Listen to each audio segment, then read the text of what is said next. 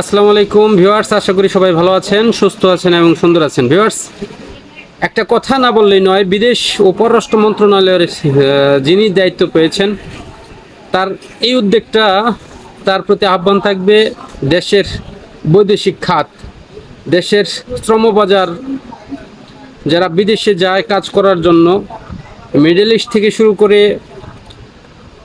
পশ্চিমা দেশগুলো অর্থাৎ ইউরোপে যারা যায়, তাদের পাঠানোর সময় বাংলাদেশ এজেন্সি এবং যে দালাল সিন্ডিকেট রয়েছে, এই দালাল সিন্ডিকেট এবং এজেন্সির যে সিন্ডিকেট, এটা ভাঙতে হবে।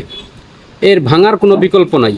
কারণ আপনারা লক্ষ্য করলে দেখবেন যে একজন ইন্ডিয়ান ইউরোপের কোনো দেশে যদি সফর করে সে বা ওয়ার্ক পারমিট ভিসায় যায়, তাহলে তার 3 থেকে 4 লক্ষ রুপি লাগে। আর মিডল ইস্টের দেশগুলোতে যাইতে তো শুধু 50-60 কিংবা 60-70 হাজার রুপি লাগে।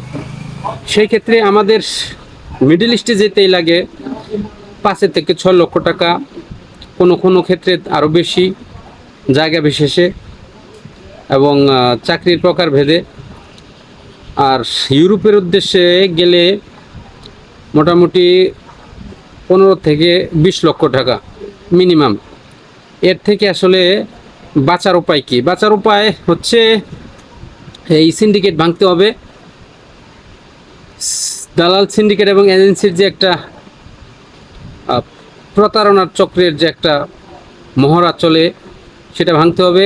কোনো দলীয় সরকার যদি ক্ষমতায় থাকে, স্বরাষ্ট্র মন্ত্রণালয়ের থেকে বা বৈদেশিক মন্ত্রণালয় থেকে শুরু করে যে কোনো জায়গায় কিন্তু এই ভাগগুলো আসলে যায়, এই টাকার ভাগগুলা।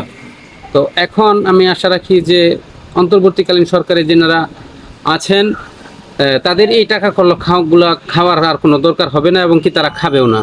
অতএব এই খাতে বিশেষ একটা নজরদারির দরকার। কেননা বাংলাদেশ রেমিটেন্স যুদ্ধে যারা রয়েছে, আপনারা জানেন যে গত আওয়ামী লীগ সরকারের আমলে এই বৈষম্য বিরোধী ছাত্র আন্দোলনের ঠিক আগ মুহূর্তে তারা রেমিটেন্স পাঠানো বন্ধ করে দেয়, এবং এক পর্যায়ে রিজার্ভটা কিন্তু $15 বিলিয়ন এসে ঠেকে। এটা কিন্তু একমাত্র প্রবাসী যারা রয়েছে তাদের স্ট্রাইক করার কারণে তারা কিন্তু ব্যাংকে কোনো টাকা পয়সা পাঠায়নি। এখন আবার তারা অনেকে স্ট্যাটাস দিয়ে জানাচ্ছে আসলে তাদেরও দাবি আছে। কারণ তাদের দাবি হচ্ছে যে এয়ারপোর্টে অনেক হেনস্থার শিকার হতে হয়। বিদেশ থেকে আনা তাদের মোবাইল এবং মূল্যবান জিনিসপাতি এয়ারপোর্টে বেল্টের পাঠানোর আগে ঠিক আগ মুহূর্তে তাদের লাগেজ কাটা হয়, এবং কি লাগেজ কেটে তাদের মূল্যবান জিনিসপত্র যা কিছু আছে তা অনেক কিছুই রেখে দেওয়া হয়।